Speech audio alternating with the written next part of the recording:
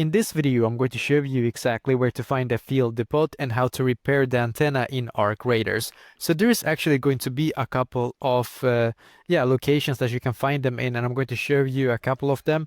So one of them are right here, as you can see where I am right now on the Raider outpost, just right here.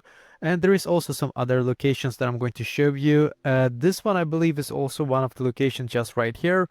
And somewhere around here, I remember there was one location, and honestly, I don't remember that many more, but there should be, I think, even one around here, and there's a couple of others. But once again, I am right here, as you can see. So here is my location.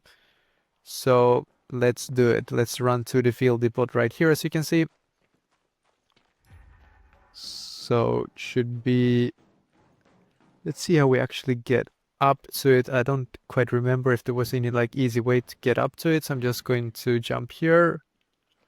Perhaps I can go here. Okay. Oh, sorry guys. Yep, here it is, the ladder, of course. So we're going to climb this one right here. And now to be able to repair it, we're just going to stand here, as you can see, and repair this one. And yeah, basically that is exactly how to actually do this.